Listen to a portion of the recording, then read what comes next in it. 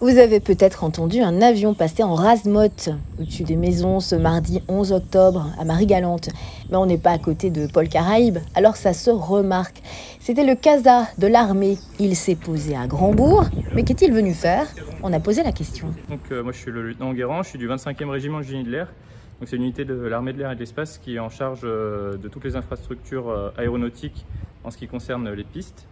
Et donc on est ici sur l'aérodrome de Marie-Galante pour préparer les saisons cycloniques, donc au profit des forces armées aux Antilles, et donc pour faire une étude sur la piste pour déterminer quels avions de l'armée de l'air et de l'espace pourront venir en cas de crise sur l'île pour apporter le soutien aux populations.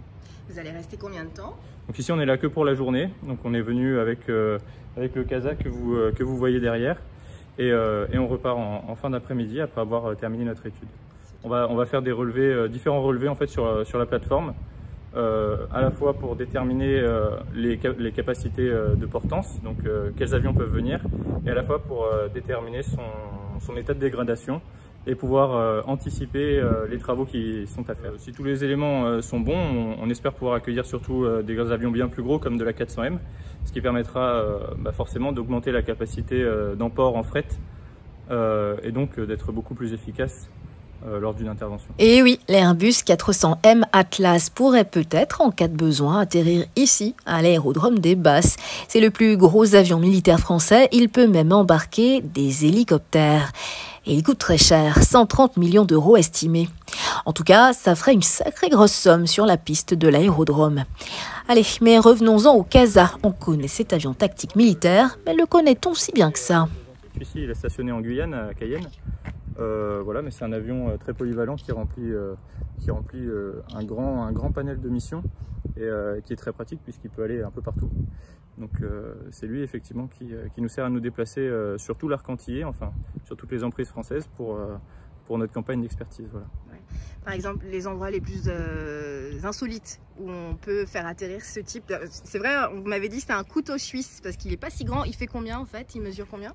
Je ne veux pas vous dire de bêtises, on est sur un petit peu moins de 30 mètres de long. Ouais, quand même, c'est vrai. Et il peut atterrir où? Alors, sur quel terrain? Il peut atterrir sur énormément de terrains, mais en particulier il peut atterrir sur ce qu'on appelle les terrains sommaires. Donc c'est-à-dire c'est une piste qui n'est pas revêtue par ou bien du goudron ou bien par du béton, mais tout simplement en terre. Ça peut être un champ, ça peut être voilà, une piste en herbe ou une piste avec du sable ou quelque chose comme ça. Et par exemple on s'en est beaucoup servi et on s'en sert toujours lors de l'opération Barkhane, donc au Mali, au Tchad, au Niger, où la plupart des pistes sont seulement recouvertes de terre. Donc c'est vraiment un couteau suisse, il passe partout. Voilà, c'est ça. Ce fut aussi l'occasion de discuter avec les membres de cette unité. Le lieutenant Enguerrand, par exemple, est issu de Saint-Cyr, la prestigieuse école militaire.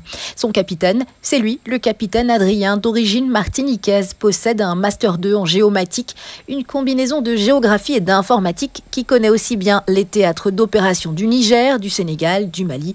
Et oui, c'est aussi ça l'armée, un encadrement très bien formé.